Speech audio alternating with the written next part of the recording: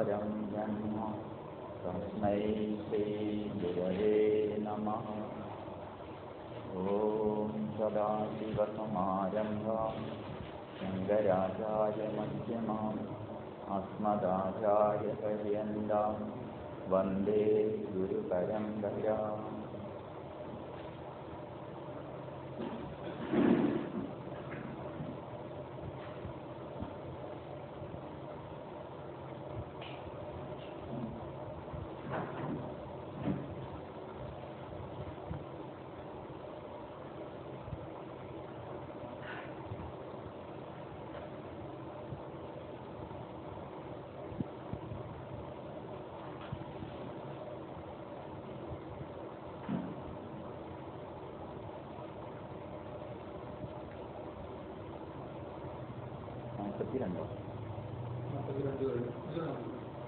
एवमात्मारणौद्यानं मथने सतदङ्कृते उदितावगतिज्वाला സർവാജ്ഞാനേന്ധനം ദരേത്. അത് കഴിഞ്ഞില്ലേ? അതിന് അനുവാദം എന്നോണമാണ് ഭഗവത്ഗീതയിലെ ശ്ലോകത്തെ പറഞ്ഞിട്ടുണ്ട്. യഥൈതാംസി സമീപ്തോസ്മിർഭസ്മസാത് കുരുതേ അർജുന ജ്ഞാനാഗ്നി സർവകർമാണി ഭസ്മസാത് കുരുതേ തഥാ. 4-ാം അധ്യായത്തിലെ 37-ാമത്തെ ശ്ലോകം. അതും ഇത് തന്നെ. ചില പ്രത്യേക മരക്കഷ്ണങ്ങൾ തമ്മിൽ ചേർത്തുരച്ച് അതിൽ നിന്ന് വേണം വൈദിക കർമ്മങ്ങൾ ചെയ്യാൻ, യാഗങ്ങളൊക്കെ ചെയ്യാൻ അഗ്നി ജ്വലിപ്പിക്കണം എന്ന് മുൻകാലങ്ങളിൽ നിർബന്ധം ഉണ്ടായിരുന്നു. അങ്ങനെ ഉണ്ടായ അഗ്നി മാത്രമാണ് ഹോമാഗ്നി, ഹോമത്തിൽ ജ്വലിപ്പിക്കേണ്ടത്.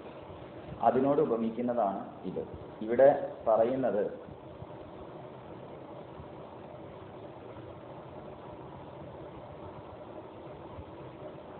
ഉത്തരാരണി പിന്നെ അധരാരണി രണ്ടെണ്ണം ഉണ്ടാവും. അതായത് അയിലും മുകളിലും വെച്ച് വരയ്ക്കുന്ന.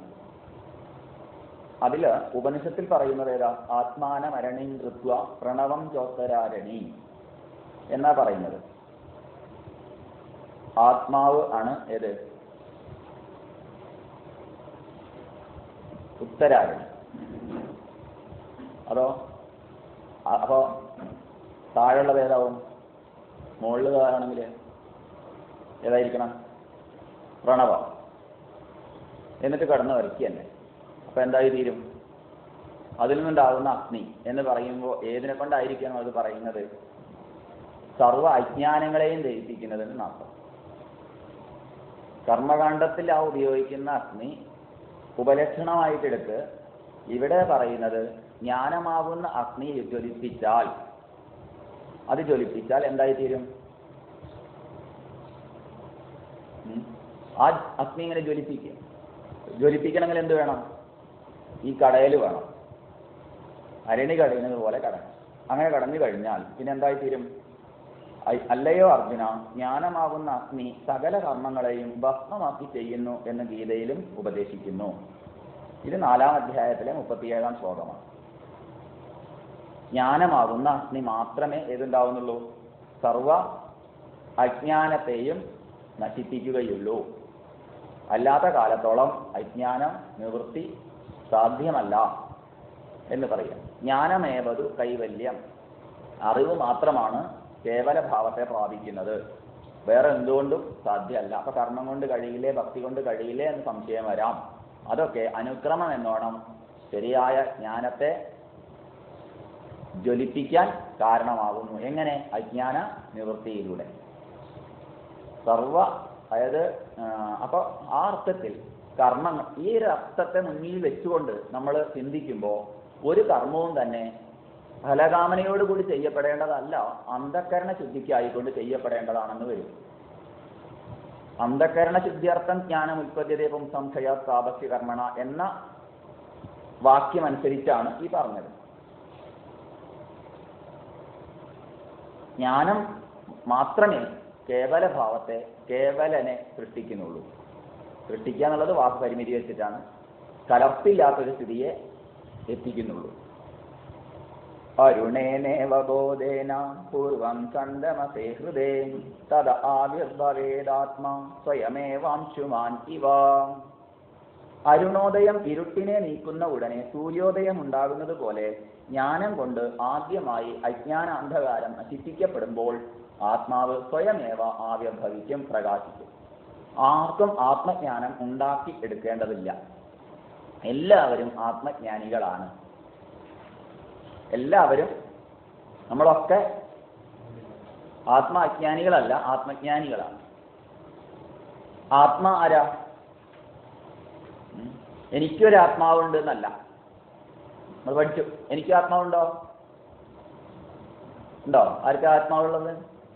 ഇതിലാർക്കെങ്കിലും ആത്മാവുണ്ടോ? ഇല്ലല്ലോ. എന്തെന്ന് പറയില്ലല്ലോ. ഇതിലാർക്കെങ്കിലും ആത്മാവുണ്ടോ? ഇല്ല. സംശയം തീരണം. ഈ സംശയലേശം തന്നെ അറിയലിനാണ് സാക്ഷാത്കാരം എന്ന് പറയാം. ഇതിലാർക്കാ ആത്മാവുള്ളത്? ആർക്കെങ്കിലും ആത്മാവുണ്ടെങ്കിലും ഇല്ലാതാകാം. അതാണ് ജ്ഞാനം. അപ്പൊ എനിക്ക് ആത്മാവില്ല, ഞാൻ തന്നെയാണ് ആത്മാ. ഞാനായത് ആത്മാ. അതാ കൂടുതൽ ശരി. എനിക്കൊരാത്മാവുണ്ടെന്ന് പറഞ്ഞാൽ ആത്മാവിൽ നിന്ന് അന്യമായി ഞാനുണ്ടെന്ന് വരും. അപ്പൊ ജ്ഞപ്തിസ്വരൂപമല്ല ആത്മാവെന്ന് വരും. അറിയുന്ന ഒരാളും അറിയപ്പെടുന്ന മറ്റൊന്നുണ്ടെങ്കിൽ എന്തുണ്ടാവും? അറിയുന്ന ഒരു അറിയപ്പെടേണ്ടത് മറ്റൊന്നുണ്ടെങ്കിൽ എന്തുണ്ടാവും? വിഷയാവും. അല്ലേ? വിഷയിയാവില്ല, വിഷയാവും. അതുകൊണ്ട് ആത്മാവ് എന്നുള്ളത് എനിക്ക് ഏറ്റവും കൂടുതൽ അറിയുന്നത് ആരെയാണ്? കണ്ണുകൊണ്ടോ കാതുകൊണ്ടോ നാക്കുകൊണ്ടോ തൊക്കുകൊണ്ടോ വാക്കുകൊണ്ടോ ഒക്കെ കണ്ടും കേട്ടും സ്പർശിച്ചും രുചിച്ചും വാസനിച്ചും ഒക്കെ അറിയുന്നതിനെല്ലാം പരിമിതിയുണ്ട്, പരിധിയുണ്ട്. അതൊന്നും പൂർണ്ണമാണെന്ന് പറയാൻ ഒരു ശാസ്ത്ര സഹായത്താലും നമുക്ക് സാധ്യവുമല്ല. എന്ത് പറഞ്ഞാൽ അത് ഭൗതികമെന്നോ ആധ്യാത്മികമെന്നോ വേർതിരിച്ചോട്ടെ, കാണുന്നതെല്ലാം സത്യമാണെന്ന് നമുക്ക് പറയാൻ പറ്റില്ല. കേട്ടതെല്ലാം ശരിയാണെന്ന് നമുക്ക് പറയാൻ പറ്റില്ല. കണ്ടും കേട്ടും സ്പർശിച്ചും രുചിച്ചും വാസനിച്ചും അറിയുന്നതൊന്നും സത്യം ആണ് എന്ന് ഉറപ്പിച്ച് പറയാൻ നമുക്ക് സാധ്യമല്ല. അതിന് ഉദാഹരണങ്ങൾ എത്രയോ ഉണ്ട്. കാരണം ഈ കണ്ണടയിലൂടെ നോക്കിയിട്ട് ഈ കാണുന്ന എഴുത്ത് ഇതാണ് ശരിയായ കാഴ്ച എന്ന് പറയുന്നു. പക്ഷേ വേറൊരാൾ പറയുന്നു അല്ല, കണ്ണട ഇല്ലാതെ കാണുന്നതാണെന്ന്. ഏത് പറയാം? ഏതെങ്കിലും ഇതാണ് ശരി എന്ന് പറയാൻ പറ്റുമോ? ഇനി ഡോക്ടർ പറഞ്ഞു വിചാരിക്കുക അങ്ങനെയല്ല, ഇതാണ് അതിന്റെ ശരിയായ കാഴ്ച എന്ന് പറഞ്ഞാലും അതും ആപേക്ഷികമല്ലേ എന്ന് ചോദ്യം വരും. ചിന്തിച്ചാൽ ചിന്തിക്കുന്നവർക്കല്ലേ പ്രശ്നമുള്ളൂ, അല്ലാത്തവർക്ക് എന്താ പ്രശ്നം? പഠിക്കുന്ന കുട്ടിക്കല്ലേ പരീക്ഷയെ ഭയപ്പെടുന്നു. തെക്കും വടക്ക് നടക്കുന്ന ആൾക്ക് പരീക്ഷയെ ഭയപ്പെടണോ? വേണ്ടല്ലോ. പരീക്ഷ എന്തിനുള്ളതാ? താഴാൻ ആരെങ്കിലും പരീക്ഷ വേണോ? ഇരിക്കുന്നിടത്തുനിന്ന് താഴാൻ പരീക്ഷേന്റെ ആവശ്യമുണ്ടോ? ഇല്ല. ഉയരാനല്ലേ പരീക്ഷ. ഉയരുന്തോറും പരീക്ഷയ്ക്ക് ശക്തി കൂടില്ലേ? അത് ഉയരുന്നതിന് ലക്ഷണോ അല്ലേ? അതുകൊണ്ട് പരീക്ഷയെ ഭയപ്പെടേണ്ട ആവശ്യമില്ല. ഉയരാനാണെങ്കിൽ, വളരാനാണെങ്കിൽ, തളരാനല്ലല്ലോ, താഴാനല്ലല്ലോ. അതുകൊണ്ട് ഇവിടെ ചിന്തിക്കുന്നവന് എന്ത്? വിചാരം ചെയ്യുന്നവന് വിചാരേണ അന്യസാധനൈ, വിചാരം കൂടാതെ അന്യസാധനകളെ കൊണ്ടൊന്നും ഈശ്വര സാക്ഷാത്കാരം സാധ്യമല്ല. അപ്പൊ വിചാരവാൻ ആണ് ഏത് ലക്ഷ്യത്തിലെത്തുന്നത്. എന്താണ് ലക്ഷ്യം? ഇത് മറക്കരുത്. നമ്മളിപ്പോൾ ഇങ്ങനെ പഠിച്ചു പോയിട്ട് എന്താണ് ലക്ഷ്യം എന്ന് മറന്നുപോയ പ്രശ്നമാവും. ലക്ഷ്യം എന്താ? എന്തിനു വേണ്ടിയപ്പോ നമ്മളിവിടെ ഒത്തുകൂടുന്നത്? എന്തിനു വേണ്ടിയാണ് നമ്മൾ ഈ ആത്മബോധം പഠിക്കുന്നത്? എന്തിനാ ഉപനിഷത്ത് പഠിക്കുന്നത്? എന്തിനാണ് ഈ പ്രകരണ ഗ്രന്ഥങ്ങളൊക്കെ പഠിച്ച് വെറുതെ സമയം കളയുന്നത്?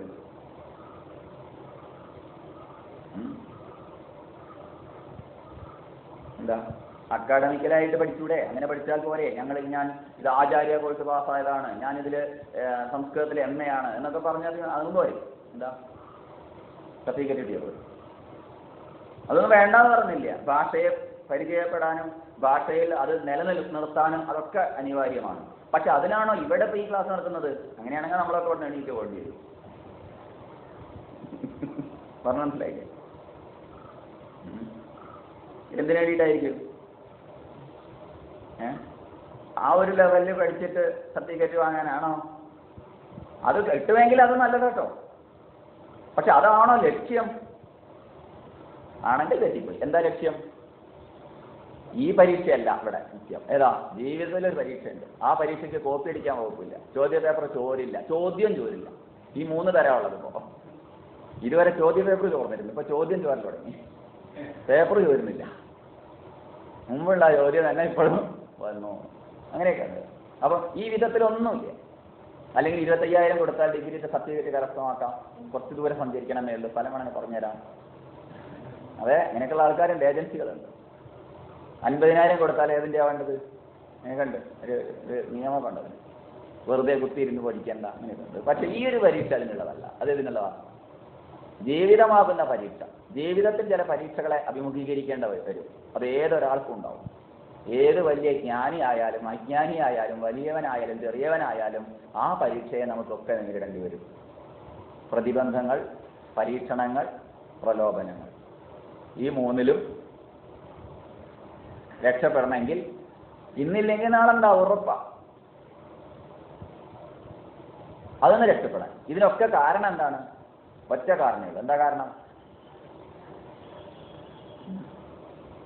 എല്ലാറ്റിൻ്റെയും കാരണം ഏതാ? നമ്മുടെ മൗലികമായ ഒരു പ്രശ്നം ഏതാ?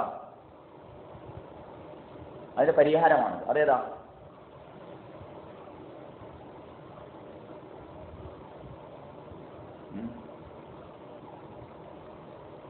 ഞാൻ അറിവില്ലാത്തവനാണെന്നുള്ള തോന്നൽ.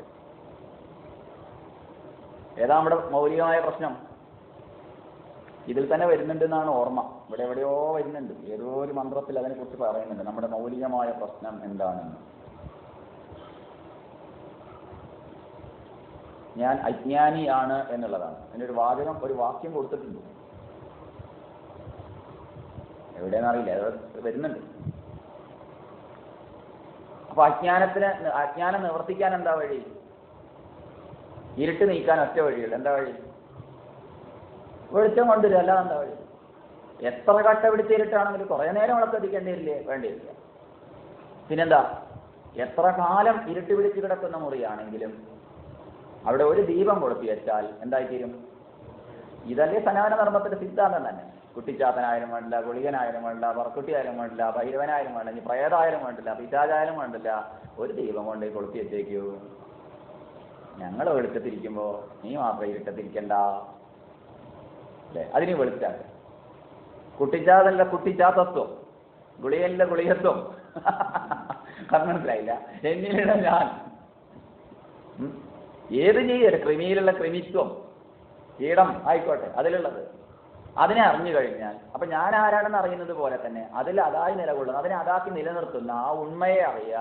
ആ അറിവാണ്, ആ അറിവ് നേടായികയാണ് എൻ്റെ സർവ്വ ദുഃഖങ്ങൾക്കും കാരണം. അതിന്റെ പേരിലാണ് നമ്മൾ പലരായിട്ട് വന്നിരിക്കുന്നത്,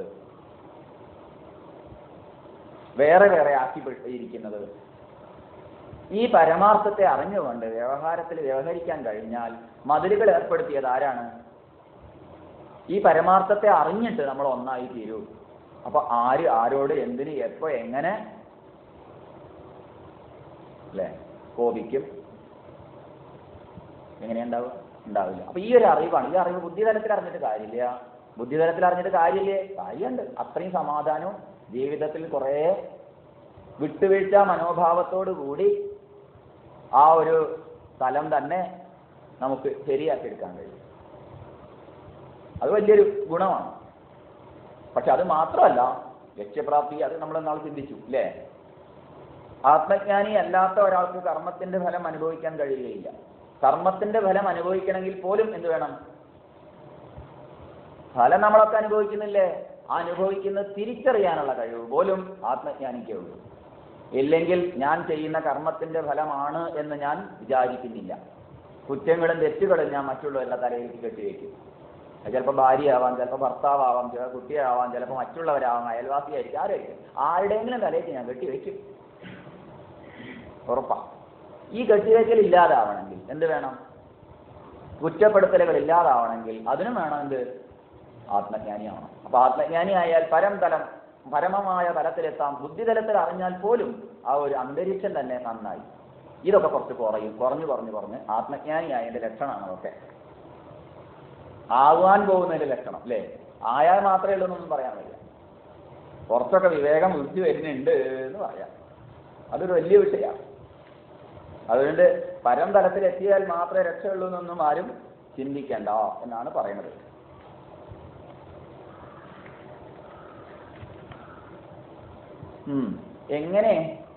എങ്ങനെയാണത് പറയുന്നത്? അഹം വാസുദേവ സർവം പ്രത്യേകാത്മാ പരോ യസ്യ സമത് പരോ നാന്യോഹം തസ്മാത് ഇതി ആസീത. സർവവും ആരാണ്? വാസുദേവനാണ് എന്ന് അറിയുന്ന ആള്. വാസുദേവൻ സർവ വസ്തുക്കളെയും ദ്യോതിപ്പിക്കുന്നവനാണ് താൻ എന്നറിയുമ്പോൾ, സർവ വസ്തുക്കളെയും ദ്യോതിപ്പിക്കുന്നവനാണ് താൻ എന്നറിയുമ്പോൾ, ഞാനോ? ഞാൻ തന്നെ.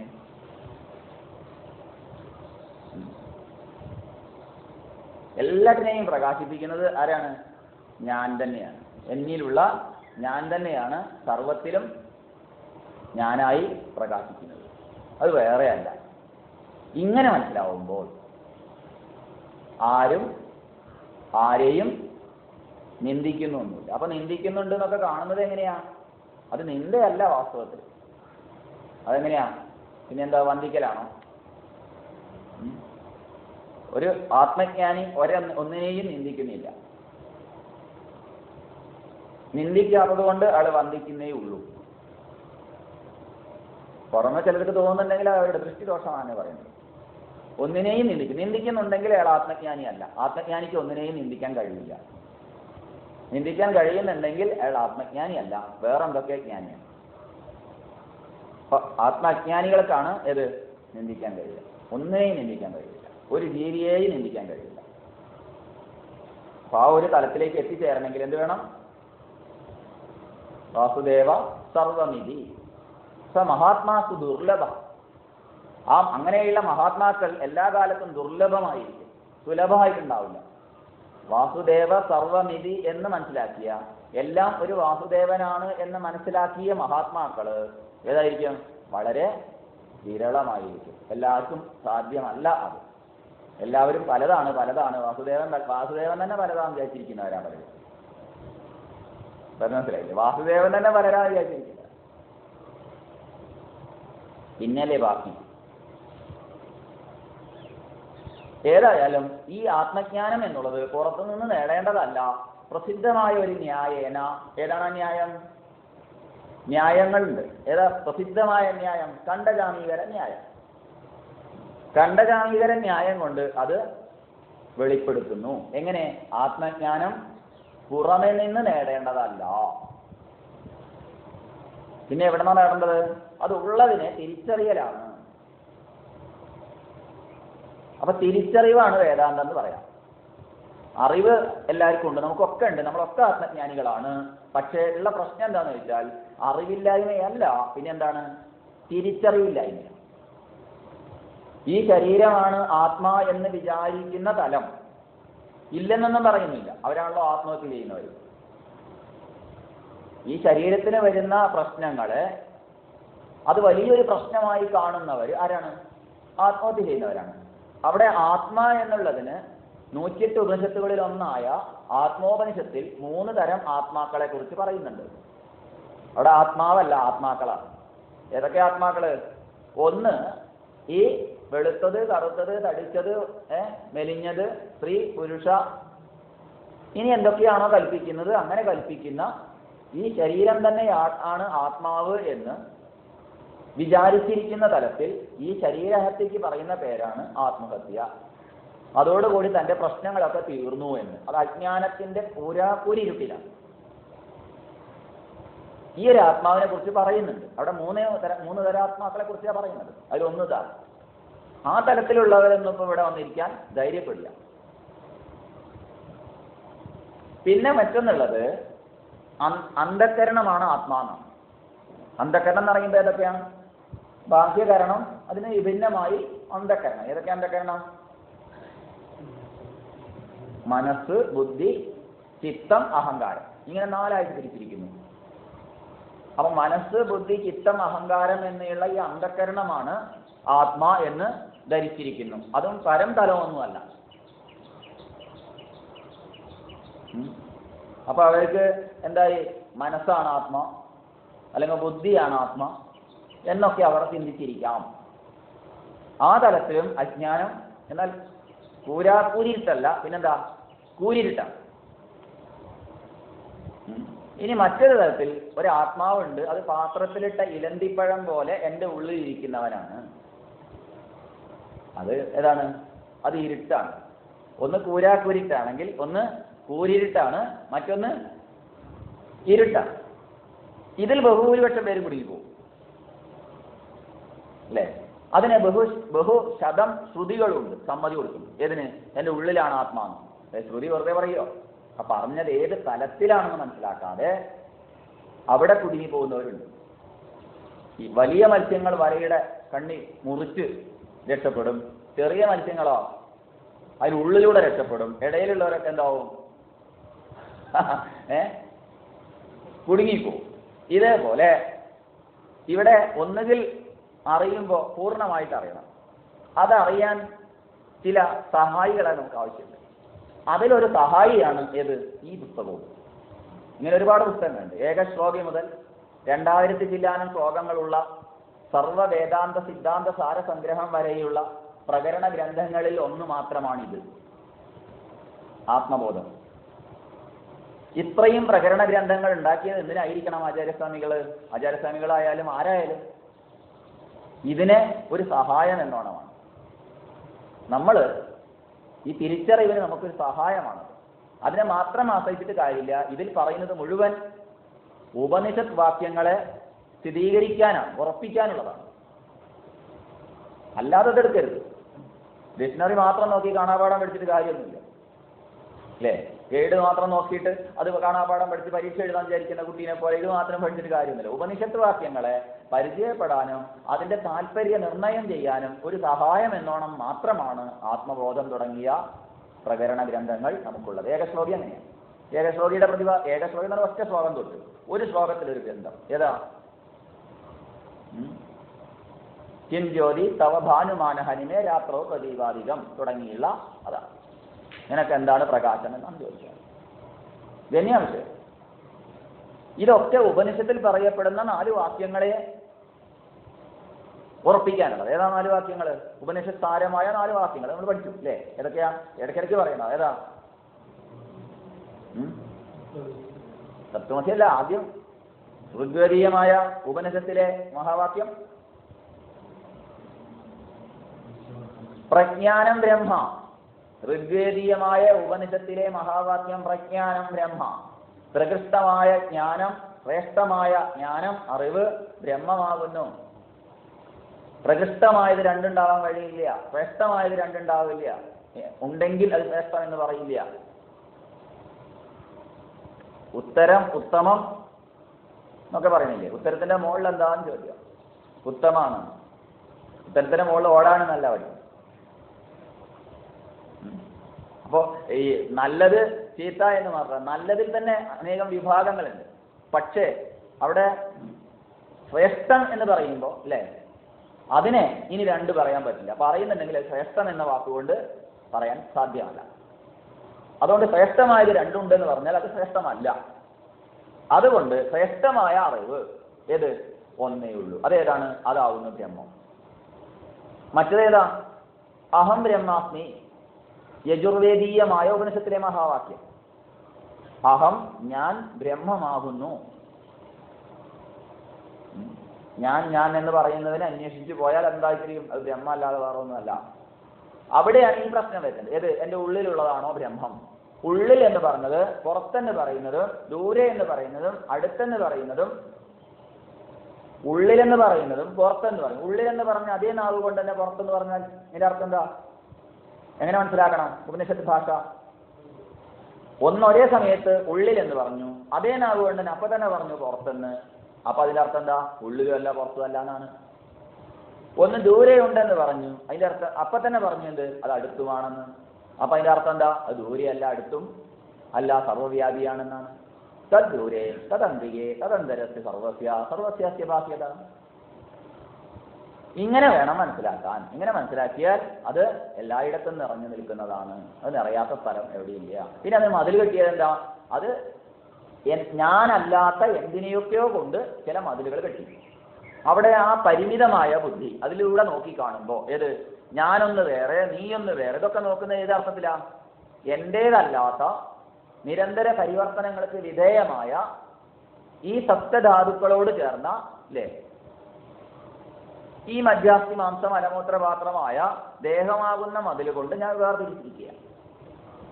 ഇനി ആ വേർതിരിക്കലും കൂടി അതുണ്ടാക്കിയ വസ്തുവും ഏതുകൊണ്ടാണ്? ഇതുകൊണ്ടാണെന്ന് മനസ്സിലാവുമ്പോൾ പിന്നെ അവിടെ മതിലും മതിലിൻ്റെ ഉള്ളിലും മതിലിരിക്കുന്ന പ്രതലവും അകത്തും പുറത്തും ഒക്കെ ഏതാണ്? നിറഞ്ഞു നിൽക്കുന്നതാണ് ഏത്?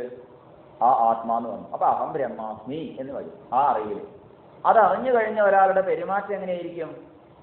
അയാൾ നേരത്തെ പറഞ്ഞ പോലെ ഈ ശ്ലോകത്തിൽ പറഞ്ഞ പോലെ ഒരിക്കലും അയാൾ ആരെയും ദേഷിക്കുന്നില്ല. അയാൾക്ക് ആരോടും വിരോധമില്ല. വിരോധം ആർക്കെങ്കിലും ഇങ്ങോട്ടുണ്ടെങ്കിലും ഉണ്ടായിക്കോട്ടെ, അയാൾക്ക് അങ്ങോട്ട് ആരോടും വിരോധമില്ല. ഇങ്ങോട്ടുണ്ടാവണ്ടെന്ന് പറയാൻ പറ്റില്ല. അയാൾക്ക് ആരോടും വിരോധം ഉണ്ടാവില്ല. എന്തുകൊണ്ട്? ആരോടാണ് ഞാൻ വിരോധപ്പെടുന്നത്? ആരോടാണ് ഞാൻ കോപിക്കുന്നത്? എന്നോട് തന്നെയാണ്. കാരണം എന്നെ തന്നെയാണ് ഞാൻ സർവ്വത്തിലും കാണുന്നതെങ്കിൽ. അതുകൊണ്ട് ആത്മജ്ഞാനിക്ക് എന്തുമില്ല? ദുഃഖമില്ല. ആത്മജ്ഞാനിയാണെങ്കിൽ ദുഃഖമില്ല. ശോകവും മോഹവും ഇല്ലാത്ത ആളാരോ അയാളാണ് ആത്മജ്ഞാനി. അപ്പൊ നമ്മളൊക്കെ ആത്മജ്ഞാനിയാണോ? ശോകവും മോഹവും ഇല്ലേ എങ്കിൽ നമ്മളൊക്കെ ആത്മജ്ഞാനിയാണ്. ശോകം എന്നുള്ളത് എന്താണ്? ദുഃഖം അല്ലെ? മോഹം എന്ന് പറഞ്ഞാലോ കാര്യകാരണ സംബന്ധം. കാര്യകാരണ സംബന്ധം എന്ന് പറയുമ്പോ കാര്യം ഏത്?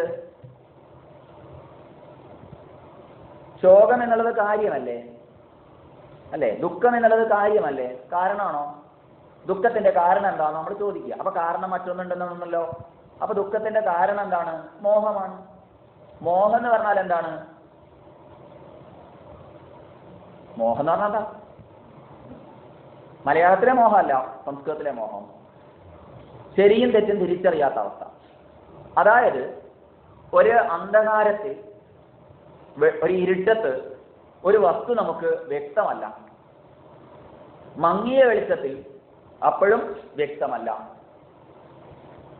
ഇരുട്ടിന്റെ ചെറിയ ലാഞ്ചന പോലും ഉണ്ടെങ്കിൽ അത് വ്യക്തമെന്ന് പറയാൻ പറ്റില്ല. അപ്പൊ ഇവിടെ സൂര്യപ്രകാശത്തിൽ എപ്രകാരം ഒരു വസ്തു വ്യക്തമായി കാണുന്നുവോ അതുപോലെ വ്യക്തമല്ല സന്ധ്യയ്ക്ക്. സന്ധ്യയിൽ അതിലേറെ അവ്യക്തമാണ് ഏത്? കുറച്ചുകൂടി ഇരുട്ടായപ്പോ അതിലേറെ അവ്യക്തമാണ് ഏത്? കറുത്ത വാവിനൊക്കെ ആണെങ്കിൽ. ഇങ്ങനെ നമ്മുടെ അജ്ഞാനാന്ധകാരങ്ങളെ കൊണ്ട് നമ്മൾ മോഹിച്ചിരിക്കുന്നു. ശരിയും തെറ്റും തിരിച്ചറിയാത്ത അവസ്ഥയിലിരിക്കുന്നു. ഇതാണ് നമ്മുടെ ശോകത്തിന്റെ കാരണം.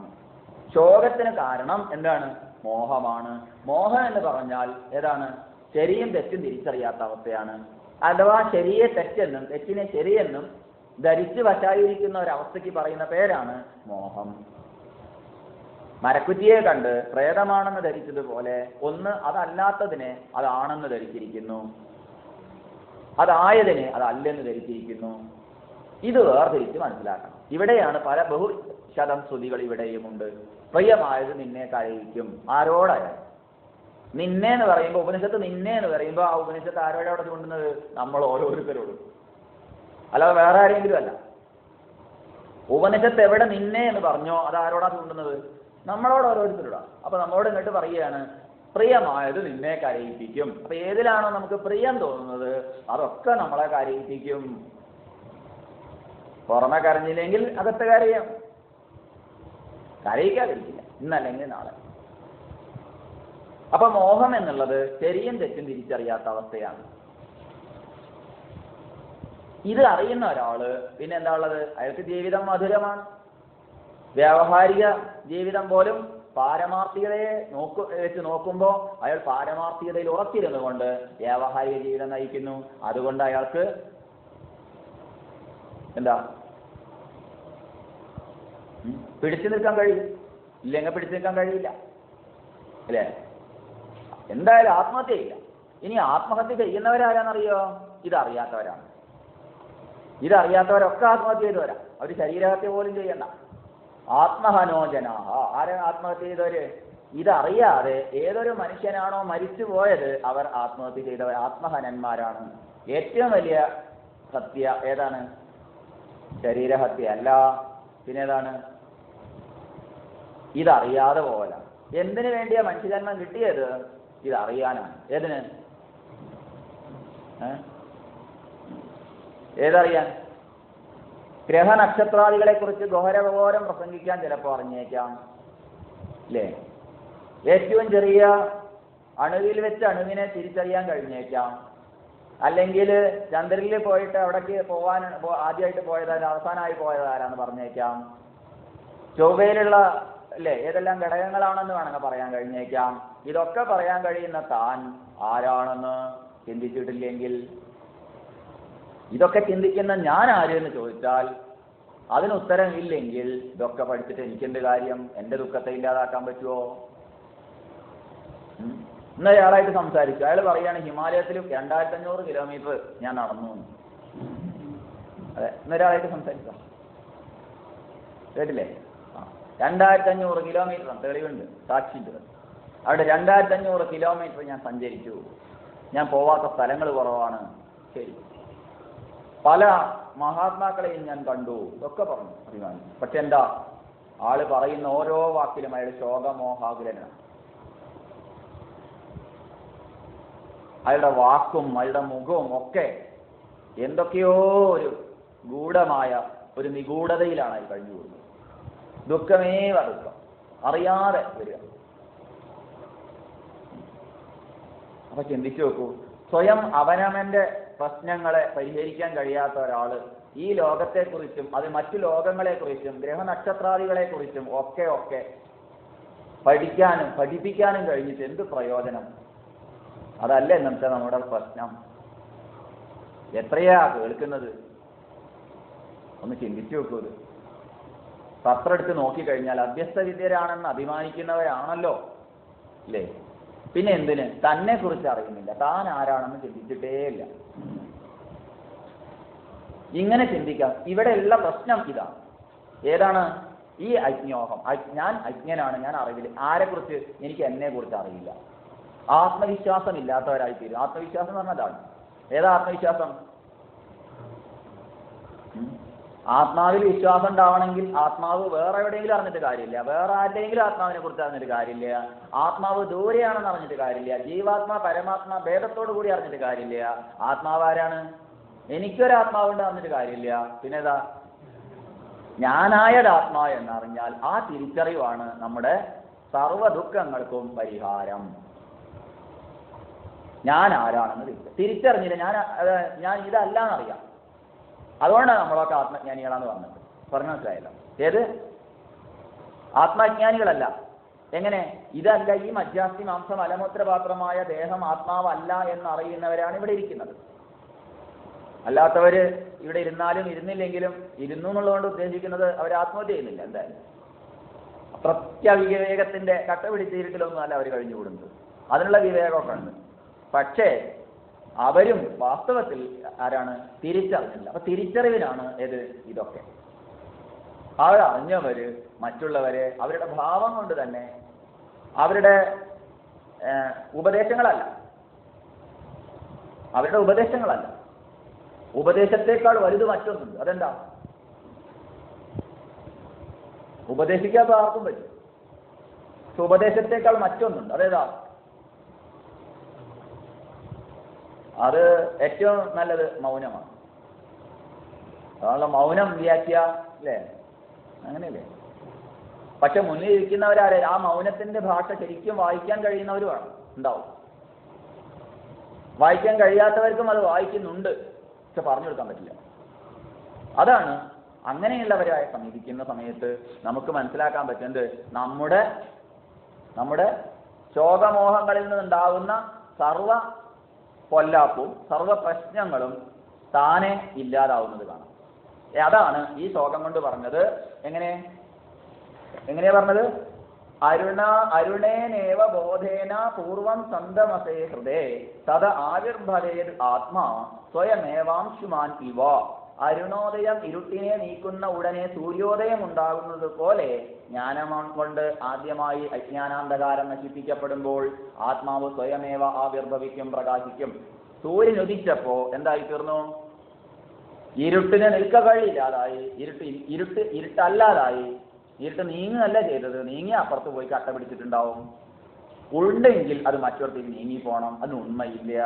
അത് മനസ്സിലാക്കാൻ സൂര്യന്റെ പ്രകാശത്തിൽ അല്ലേ, ഇതുപോലെ ഒരു ആത്മജ്ഞാനിയുടെ സാന്നിധ്യത്തിൽ തന്നെ എങ്ങനെയാ, പ്രസംഗം കൊണ്ടല്ല, ഉപദേശം കൊണ്ടല്ല, പിന്നെ എങ്ങനെയാ, ഭാവം കൊണ്ട് തന്നെ, മൗനം, അയാൾ മിണ്ടാതിരുന്നാലും അയാൾ വർത്തമാനം പറഞ്ഞാലും എന്തോ ആവട്ടെ, അതിലല്ല. പിന്നെ എവിടെയാ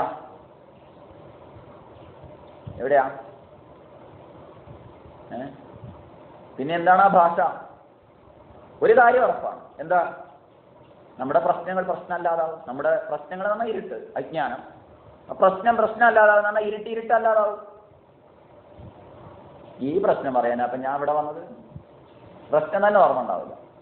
ഉള്ള സമയം സന്തോഷത്തോടു കൂടി തിരിച്ചുകൊണ്ട് നമുക്ക് പിന്മാറാം. അപ്പൊ ആ അംശുമാൻ അത് നമ്മൾ ആയാലോ? വെളിച്ചത്തിന്റെ അടുത്തേക്ക് അടുത്തിട്ട് വേറൊരാളുടെ കയ്യിൽ ടോർച്ചുണ്ടായാൽ തന്നെ എനിക്ക് സമാധാനമായി. പിന്നെ ആ വെളിച്ചം നമ്മുടെ കയ്യിലായാലോ? ഇതാണ് ഇവിടെ നേടാനുള്ളത്. എന്താ നേടാനുള്ളത്? ജീവിതത്തിലെ ലക്ഷ്യം എന്താണ്? സ്വാമിയെ കണ്ടാ മോക്ഷം കിട്ടും, കിട്ടിയതാണെങ്കിൽ പോവുകയും ചെയ്യും. സംശയമല്ല ആചാര്യന്മാർക്ക്. നമുക്കേതൊക്കെ സംശയം ഉണ്ടാവും. കിട്ടിയതാണെങ്കിൽ പോവോ?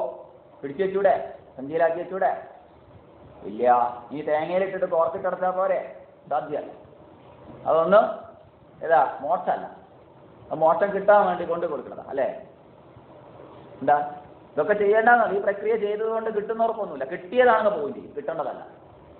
പോയി പ്രാപിക്കേണ്ടതുമല്ല, അവിടെ പോയി പ്രാപിക്കേണ്ടതല്ല. കാരണം അത് അവിടെ ഉള്ളൂ എന്ന് വരും. അങ്ങനെയില്ല. ചില കാലത്ത്, ചില ദേശത്ത്, കാലത്താലോ ദേശത്താലോ ഒന്നും പരിമിതമാക്കുന്നതല്ല ആത്മാ മോക്ഷം. ചില കാലത്ത് നേടുന്നത് അല്ലേ, കാലം കഴിഞ്ഞ് പിന്നെ നേടാൻ പറ്റില്ല. ചില ദേശത്ത് പോയാൽ നേടുന്നത് അല്ലേ, അങ്ങനെയല്ല. കാലദേശ ചില വ്യക്തികളെ കാണുമ്പോൾ മോക്ഷം കിട്ടും. സാഷ്ടാംഗം പ്രണമാമ്യഹം, ഞാൻ നമസ്കരിച്ചു, മോക്ഷം കിട്ടും, അങ്ങനെയൊന്നുമില്ല. മോക്ഷം എന്ന് പറഞ്ഞ സാധനം കിട്ടേണ്ടതല്ല. പിന്നെന്താണ്? ഒരിക്കലും പോയി പ്രാപിക്കേണ്ടതല്ല. അത് പുറമെയുള്ള വസ്തു അല്ല. പിന്നെന്താണ്? മോഹം, ശോകമോഹങ്ങൾ ഒഴിഞ്ഞ സ്ഥിതിയാണ്. ശോകമോഹം ഒഴിയാൻ ഒറ്റ വഴിയുള്ളത് ശരിയും തെറ്റും തിരിച്ചറിയാത്ത അവസ്ഥയ്ക്കാണ് മോഹം എന്ന് പറയുന്നത്. അതുകൊണ്ട് ശരിയെ ശരിയെന്നും തെറ്റിനെ തെറ്റെന്നും അറിയാം. ഇരുട്ട് നീക്കാൻ വെളിച്ചം എന്ന പോലെ വേറെ ഒരു വഴിയില്ല. അജ്ഞാനാന്ധകാരത്തെ നീക്കാൻ വേറെ ഒന്നുകൊണ്ടും കഴിയില്ല. പിന്നെന്തേ കഴിയുള്ളൂ? ജ്ഞാനം മാത്രമേ വഴിയുള്ളൂ. എങ്ങനെ? ഇരുട്ടിനെ നീക്കാൻ വെളിച്ചം എന്ന പോലെ. ഇത്രേ ഈ പറഞ്ഞതിനർത്ഥമുള്ളൂ. അപ്പൊ സ്വാമിയെ കണ്ടാലല്ല, പിന്നെ ജീവിതത്തിന്റെ സാക്ഷാത്കാരം, ജീവിതത്തിന്റെ ലക്ഷ്യം എന്താണ്? മോക്ഷത്തിൽ കുറഞ്ഞ ഒന്നുമാവരുത്. അപ്പൊ മോക്ഷം എന്ന് പറഞ്ഞാൽ എന്താണ്? ശോകമോഹം. ശോകം എന്നുള്ളത് കാര്യം, മോഹം എന്നുള്ളത് കാരണം. അപ്പൊ കാര്യകാരണ സംബന്ധം ഉള്ളത് കൊണ്ടാണ് നമ്മൾ ഇങ്ങനെയൊക്കെ മോക്ഷം കിട്ടാതാവണത്.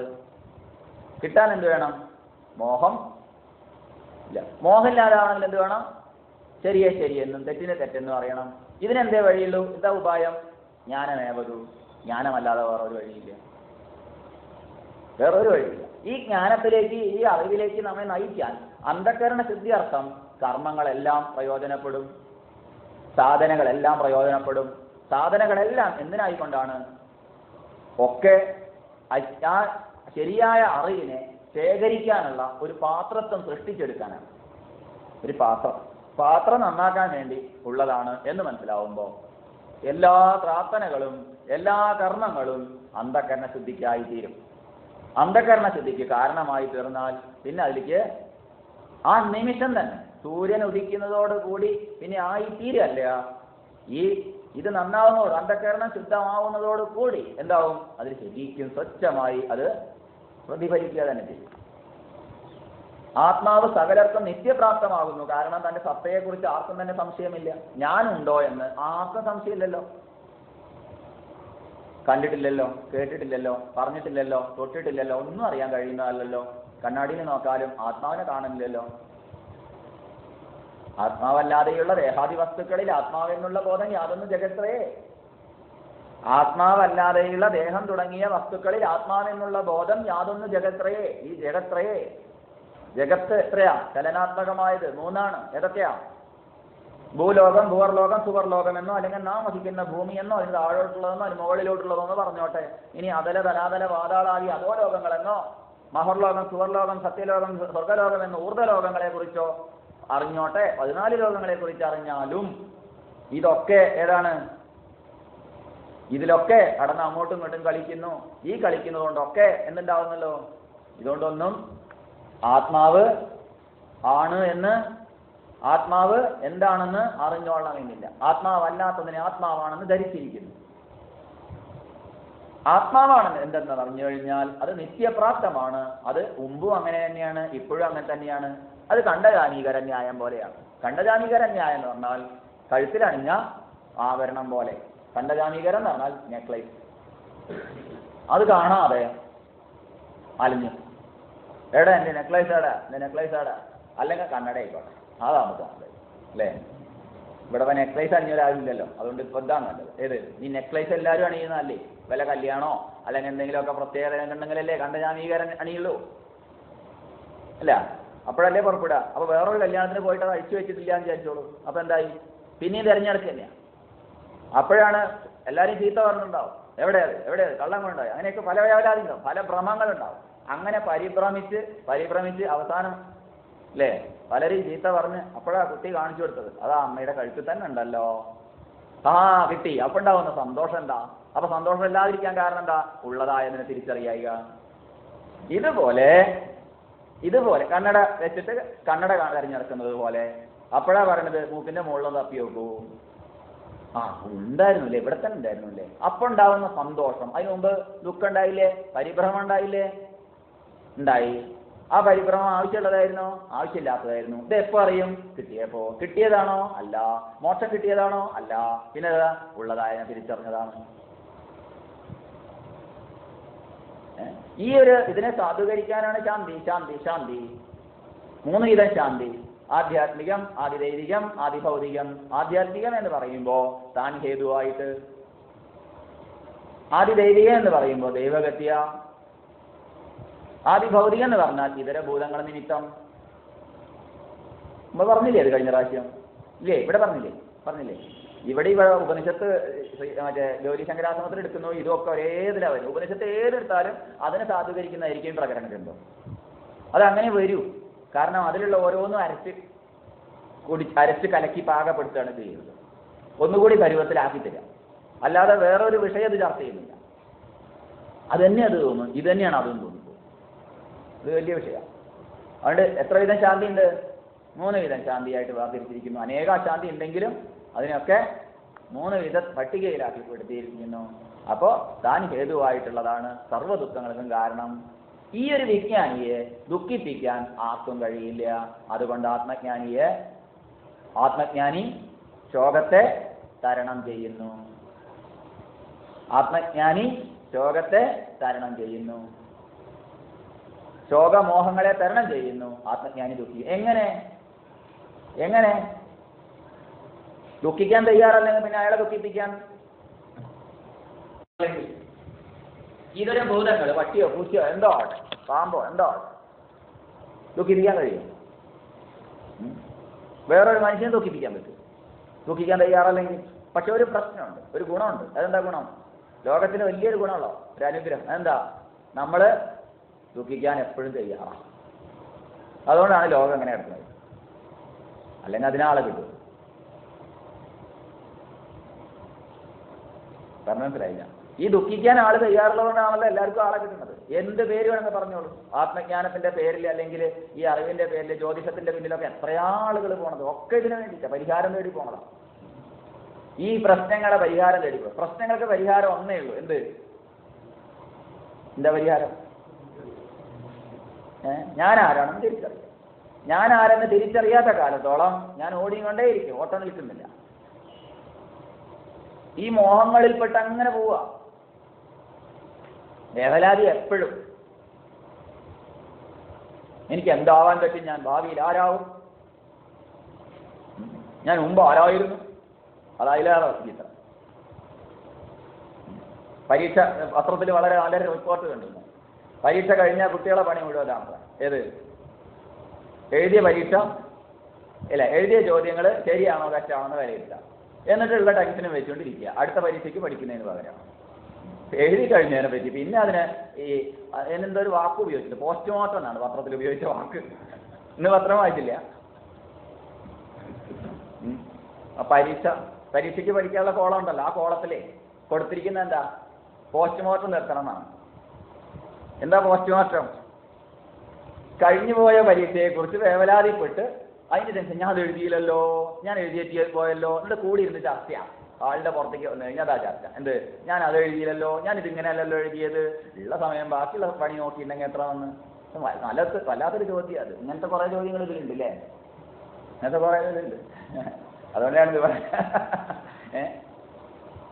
ആരെഴുതിയാലും നല്ലത് തന്നെയല്ലേ, എന്താ ഇല്ല. അപ്പൊ ഇങ്ങനെയുള്ള കാര്യങ്ങൾ പത്രത്തിൽ എഴുതിയാലും നല്ലതൊക്കെ ഉണ്ട് ഇതിലേ, അത് നല്ലൊരു വാക്കിയിട്ടാ തോന്നുന്നു. ഇനി നാളത്തെ പരീക്ഷയ്ക്ക് പഠിക്കുകയല്ലേ നല്ലതാണ് നേരം കൊണ്ട്, എന്നിട്ടുള്ള ടെൻഷനും വെച്ചുകൊണ്ടിരിക്കേണ്ട വല്ല ആവശ്യമുണ്ടോ? ഇപ്പൊ ഇതേപോലെ കഴിഞ്ഞതിനെ കുറിച്ച് ഭൂതകാലത്തെക്കുറിച്ച് ചിന്തിക്കുന്ന മനുഷ്യന്മാരാണ് അധികോ. ഇന്നലെ ആരായിരുന്നു, അല്ലെങ്കിൽ നേരം വൈകിട്ട് എണീറ്റ് വിളിച്ചപ്പോൾ അപ്പൊ ചിന്തിക്കുക, അയ്യോ നേരം വൈകിയാലോ, അത്രയും നേരം ഇരുന്ന് പഠിച്ചൂടെ. ഈ വീണോർത്ത് കിടന്ന് ഉരുളുക എന്നുള്ള പ്രശ്നമാണ് മാറ്റിയത്. ഇനി ഇല്ലേ, വീണോ എങ്കിൽ ഉരുണ്ട് എണീക്കുക, ഇനി വീഴില്ലെന്നോ പ്രതിജ്ഞ ചെയ്യുക, പിന്നെയും വീണോ പിന്നെ എണീക്കുക.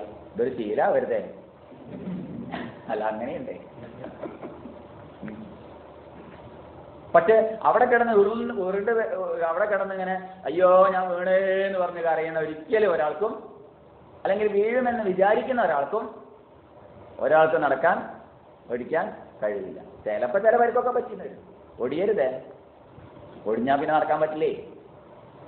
അതുകൊണ്ടാണ് ഏത് ആത്മജ്ഞാനി ദുഃഖിക്കുന്നില്ല. പിന്നെന്താണ്, മുന്നോട്ട് തന്നെ. ഇന്നിപ്പോ പലരും എളുപ്പവഴിയിലൂടെ നേടാൻ നോക്കുന്നവരാണ്. അതെന്താ, പഠിക്കാതെ എളുപ്പവഴിയിലൂടെ എങ്ങനെ നേടാൻ പറ്റും, കുറുക്ക് വഴിയിലൂടെ എങ്ങനെ നേടാൻ പറ്റും. ഇതിലങ്ങനെ ഒരു വഴിയില്ല, എളുപ്പവഴിയില്ല, കുറുക്ക് വഴിയില്ല. പിന്നെന്തേ വഴിയുള്ളൂ, നേരായ വഴി മാത്രമേ. നേരായ വഴിയിലൂടെ നേടിക്കഴിഞ്ഞാൽ, അതുകൊണ്ടാണ് പഠിച്ചിട്ട് തോൽക്കുകയാണ് നല്ലത് പഠിക്കാതെ ജയിക്കുന്നതിലേറെ. പറയാൻ പറ്റുമോന്ന് അറിയില്ല, ധൈര്യം എന്നൊക്കെ പറഞ്ഞാൽ മതി അല്ലേ. പരിശ്രമിച്ചിട്ട് വിജയിക്കുകയാണ് നല്ലത്, പരിശ്രമിക്കാതെ അതോ പരിശ്രമിച്ചിട്ട് പരാജയപ്പെടുകയാണ് നല്ലത്, പരിശ്രമിച്ചിട്ട് എങ്ങനെയാ ചിന്തിച്ചു നോക്കൂ. ഈ പറയണതിൽ ഏതാണ് ശരിയെടുക്കുന്നത് നോക്കൂ. ഏതാണ്ട് പരിശ്രമിച്ചിട്ട് പരാജയപ്പെടുകയാണോ നല്ലത്? പരാജയപ്പെടാൻ പഠിക്കാറുണ്ടോ, പരിശ്രമിക്കാറുണ്ടോ? ഇല്ല. പിന്നെ എന്താ വേണ്ടത്? പരിശ്രമിക്കാതെ വിജയിക്കണം എന്ന് ചിന്തിക്കണവരില്ലേ? ആ ഗേറ്റ് കിടക്കുമ്പോൾ തന്നെ ഓർമ്മതല്ലേ, എങ്ങനെയെങ്കിലും കുറുക്ക് വഴിയിലൂടെ, എങ്ങനെയെങ്കിലും എളുപ്പ വഴിയിലൂടെ എനിക്കിത് നേടാൻ പറ്റുമോ എന്നാലോചിച്ചിട്ട്. അങ്ങനെയല്ല, നല്ലോണം പരിശ്രമിക്കുക. എന്നിട്ടോ എല്ലാവർക്കും ഒരേപോലെ കഴിയില്ലല്ലോ.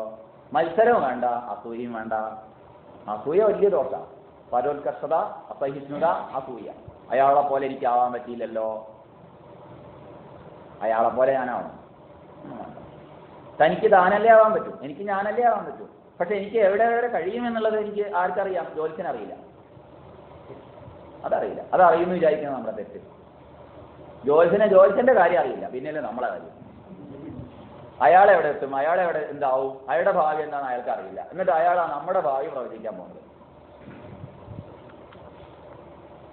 അതുകൊണ്ട് എൻ്റെ ഭാവി എവിടെയാണ്? എന്നിൽ നിക്ഷിപ്തമാണ്. അങ്ങനെ പരിശ്രമിക്കുമ്പോൾ ചിലപ്പോൾ അയാൾ പറഞ്ഞേക്കാം, അയാൾ പറയട്ടെ പറയാതിരിക്കട്ടെ, ഞാൻ അതിനെ അപേക്ഷിക്കുന്നില്ല. ഇത് പറയുമ്പോൾ ചിലർക്ക് എതിർപ്പുണ്ടാവില്ല, അങ്ങനെ പറഞ്ഞ് ശരിയായല്ലോ എന്നൊക്കെ. ഇനി അതിലും ഭയപ്പെടണ്ട, അത് പറയട്ടെ, ശരിയാവട്ടെ തെറ്റാവട്ടെ, ഞാൻ അതിനെ അപേക്ഷിക്കുന്നില്ല. എന്തേ ഞാൻ ആരെ അപേക്ഷിക്കുന്നത്? ബാഹ്യ ആലംബനമല്ല, പിന്നെന്താണ്? താൻ തന്നെ മാത്രം ആശ്രയിച്ചുകൊണ്ട് മുന്നേറുന്നു. അതിന് മറ്റുള്ളവർ തള്ളാനും ഇല്ലേ? തള്ളി കൊടുക്കാൻ വണ്ടി പോണ സമയത്ത് കണ്ടില്ലേ? സ്റ്റാർട്ടാവാത്ത വണ്ടി തള്ളാൻ ആൾക്കാരെ വിളിക്കും. തള്ളിപ്പോയാലോ, തള്ളിക്കഴിഞ്ഞാൽ സ്റ്റാർട്ടായാലോ ഒറ്റ ഓടിച്ചു പോകുന്നു. പിന്നെ തള്ളിയവരൊക്കെ മേപ്പോട്ട് നോക്കി ഇങ്ങനെ ഉണ്ടാവും.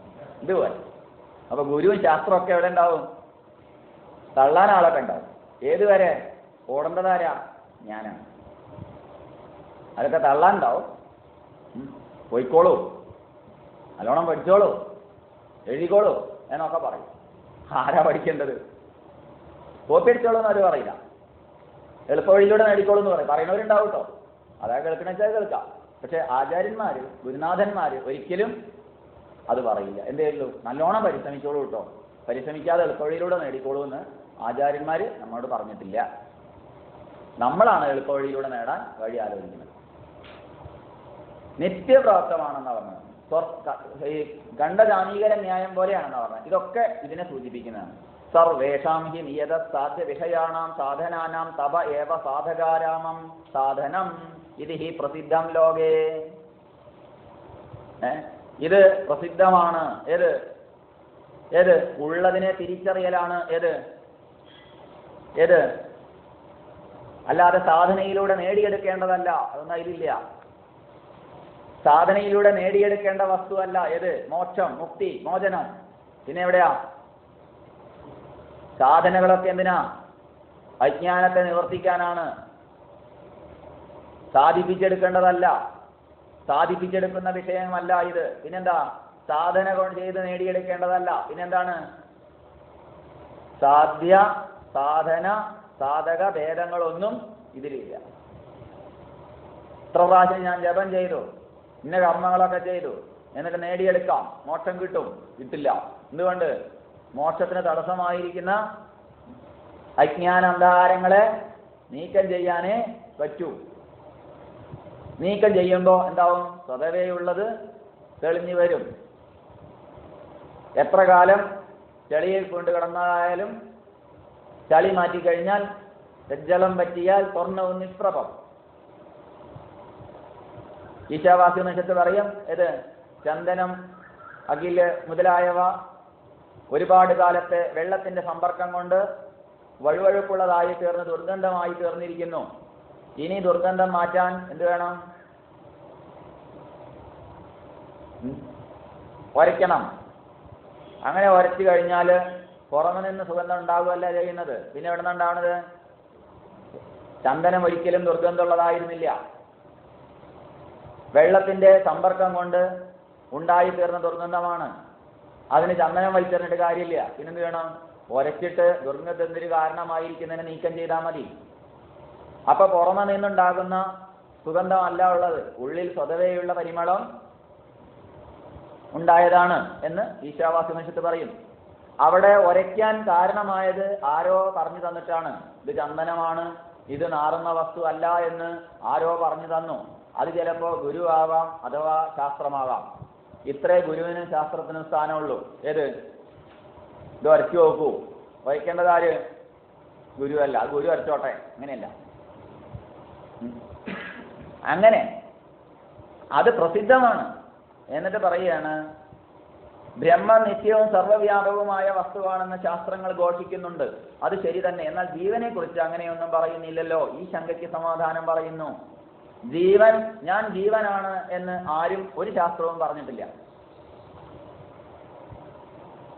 എന്താ? ഞാൻ ആത്മാവാണെന്ന് പറഞ്ഞു. ഞാൻ ജീവനാണെന്ന് ആരും പറഞ്ഞോ? എന്താ അഭിപ്രായം? ആത്മാവ് തന്നെയാണ് ജീവഭാവത്തിൽ എന്നാ പറഞ്ഞത്. ശ്രദ്ധിക്കേണ്ടതാണ്. ഏത് ശാസ്ത്രം എടുത്തോളൂ, ജീവഭാവത്തിൽ പ്രകടമാവുന്നത് ഏതാണ്? ആത്മാവാണ്. ജീവഭാവത്തിൽ എന്ന് പറഞ്ഞാൽ എന്താണ്? ജീവഭാവം ശരിയാണെന്നാണോ?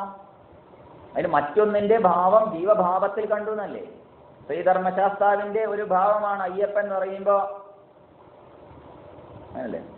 അല്ലെങ്കിൽ വിഷ്ണുവിന്റെ ഒരു ഭാവമാണ് കൃഷ്ണൻ എന്ന് പറയുമ്പോ, കൃഷ്ണൻ സംഭവിച്ചു പോൽ എന്ന് ആചാര്യ ഭാഷ്യങ്ങളിൽ പറയുമ്പോ, പോൽ എന്നതിന് അടിവരയിടുമ്പോ അവിടെ എല്ലാവർക്കും ഇഷ്ടപ്പെടില്ല. കൃഷ്ണൻ സംഭവിച്ചു പോൽ. പോൽ എന്ന് പറഞ്ഞാൽ എന്താണ്? പോലെ. അപ്പൊ പോലെ എന്ന് പറഞ്ഞാൽ എന്താ അർത്ഥം? സംഭവിച്ചിട്ടില്ല. പറഞ്ഞു മനസ്സിലായില്ല? കൃഷ്ണനുണ്ടോ? അയ്യോ, അങ്ങനെ കൃഷ്ണനെ പറ്റി പറയരുത്. വിഷ്ണുവിൽ നിന്ന് അന്യമായി കൃഷ്ണനില്ല. കൃഷ്ണഭാവത്തിൽ വിഷ്ണു തന്നെയാണ്, അല്ലെങ്കിൽ രാമന്റെ ഭാവത്തിൽ ആര്? വിഷ്ണു തന്നെയാണ്. അപ്പൊ ആത്മാ ജീവഭാവത്തിൽ സർവജന്തുക്കളിലും ജീവരൂപേണ പ്രകടമാകുന്നു. അതിന്റെ സ്വതസിദ്ധമായ ഭാവം ഏതാണ്? അതാണ്. അപ്പൊ ജീവനുണ്ടോ? ജീവൻ ഉണ്ട് എന്ന് പറയണമെങ്കിൽ അതിന്റെ ഉണ്മ ഏതാണ്? ആത്മാ. അപ്പൊ ജീവാത്മാ പരമാത്മാ ഭേദമുണ്ടോ? ഇല്ല. ജീവാപര വെട്ടിയാൽ ആത്മാ ഏകം. ജീവന്റെ പ്രകടീകരണത്തിലാണ് വ്യത്യാസം. നമ്മളൊക്കെ വേറെ ആയിരിക്കുന്നത്. പട്ടിയും പൂച്ചയും ഞാനും കുറുക്കനും ഒക്കെ വേറെ ആയിരിക്കുന്നത്. എന്തിനേറെ ബ്രഹ്മാവ് മുതൽ പുൽക്കൊടി വരെയും അഥവാ പിപീലിക വരെയും ഉറുമ്പ് വരെയും വേറെ ആയിരിക്കുന്നത് ഏതർത്ഥത്തിലാണ്? ജീവന്റെ പ്രകടീകരണത്തിലെ വ്യത്യാസമാണ്. ജീവന്റെ പ്രകടീകരണത്തിലാണ് വ്യത്യാസമുള്ളത്.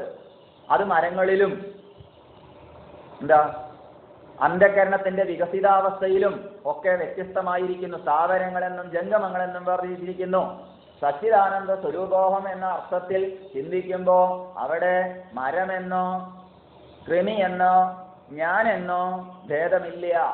ചൈതന്യം ഏകമാണ്. സത്ത് എന്ന ഭാവത്തിൽ എല്ലാറ്റിലും ഒന്നാണ്. ചിത്ത് എന്ന ഭാവത്തിൽ എല്ലാറ്റിലും ഒന്നല്ല.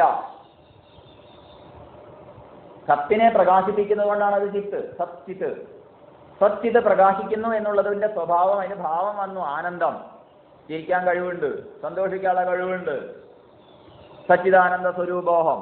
അതുകൊണ്ട് സച്ചിദാനന്ദ സ്വരൂപ അതാർക്കാവാൻ പറ്റും? മനുഷ്യനാവാൻ പറ്റും. മറ്റുള്ളവർക്ക് ആവാൻ പറ്റുമല്ലേ എന്ന് നമുക്കറിയില്ല. മനുഷ്യനെ ആവാൻ പറ്റും, മനുഷ്യനാവാൻ പറ്റും. മനുഷ്യനെ ആവാൻ പറ്റും എന്ന് പറയാൻ പറ്റില്ല, അത് പരിമിതമാണ്. മനുഷ്യനാവാൻ പറ്റും. അതുകൊണ്ട് ഇതറിയുന്ന മനുഷ്യന്റെ ഭാവത്തെ അയാൾ ആരാണ്? ആത്മാ. ഞാൻ ആത്മാ, ഞാനായത് ആത്മാ സാക്ഷാത്കരിച്ച ഒരു വ്യക്തിയെ എങ്ങനെ അറിയണം? സച്ചിദാനന്ദ സ്വരൂപോഹം. ആനന്ദം കൊണ്ട് അറിയാൻ കഴിയണം. ആനന്ദം എവിടെ കാണും? വാക്കിലല്ല, പിന്നെ എവിടെയാ? പ്രവൃത്തിയിലല്ല, പിന്നെ എവിടെയാ? എങ്ങനെയാണോ അങ്ങനെ പറഞ്ഞറിയിക്കാൻ വയ്യ. അനിർവചനീയം ബ്രഹ്മസ്വരൂപം. ആനന്ദത്തെ വാക്കുകൊണ്ട് വിശേഷിപ്പിക്കാൻ സാധ്യമല്ല. എന്നാലോ കണ്ടറിയും. എങ്ങനെ അറിയും? ഞാനുണ്ടെന്ന പോലെ. ഞാനുണ്ടെന്നറിയാൻ മറ്റൊന്നിന്റെ സഹായം വേണ്ട. അതേപോലെ എന്ത്? ഞാൻ ആനന്ദ സ്വരൂപന്മാരെ, ആനന്ദത്തെ, സച്ചിദാനന്ദ സ്വരൂപത്തെ സാക്ഷാത്കരിച്ചിരിക്കുന്ന വ്യക്തികളെ എങ്ങനെ അറിയും? കണ്ടാലും കേട്ടാലും അല്ല, പിന്നെന്താ? അനുഭവത്തിൽ അറിയും. ഇത് പറയാൻ വേണ്ടിയിട്ടാണ് ബ്രഹ്മം നിത്യവും സർവ്വവ്യാപകമായ വസ്തുവാണെന്ന് ശാസ്ത്രങ്ങൾ ഘോഷിക്കുന്നത്. അത് ശരി തന്നെ. എന്നാൽ ഇങ്ങനെ ജീവനെ കുറിച്ച് ഇങ്ങനെ ഒരു തെറ്റിദ്ധാരണ നടക്കുന്നുണ്ട്. ആ തെറ്റിദ്ധാരണ കൂടി നീക്കണം. ഞാൻ ആരാണ്? ഞാൻ ജീവനല്ല, പിന്നെന്താ? ഞാനായത് ആത്മാ എന്ന് ഉറപ്പിക്കാൻ വേണ്ടിയിട്ടാണ് ഈ ശ്ലോകവും പറഞ്ഞത്. ഇനി തൂണ് കണ്ട് ആളാണെന്ന് ഭ്രമിക്കുന്നത് പോലെ ബ്രഹ്മത്തിൽ ജീവഭാവം ഭ്രാന്തി നിമിത്തം ആരോപിക്കപ്പെട്ടിരിക്കുകയാണെന്ന് സ്ഥാപിക്കാൻ വേണ്ടിയുള്ള മന്ത്രസമാനമുള്ള ശ്ലോകമാണ് 45. ഇവിടെ കുഴപ്പമെന്താ വരുന്നത്? തൂണ് കണ്ട് ആളാണെന്ന് ഭ്രമിക്കുന്നത് പോലെ ബ്രഹ്മത്തിൽ ജീവഭാവം ഭ്രാന്തി നിമിത്തം, അത് ഭ്രാന്താണ്. ഏറ്റവും വലിയ ഭ്രാന്ത് എന്താ? ബ്രഹ്മത്തിൽ ജീവഭാവത്തെ ആരോപിക്കലാണ്. ആ ആരോപണത്തെ നീക്കം ചെയ്യാനുള്ളതാണ് അടുത്തത്. ഓം ഗുരുർബ്രഹ്മ ഗുരുർവിഷ്ണു ഗുരുർദേവോ മഹേശ്വരഃ ഗുരു സാക്ഷാത് പരം ബ്രഹ്മ തസ്മൈ ശ്രീ ഗുരവേ നമഃ.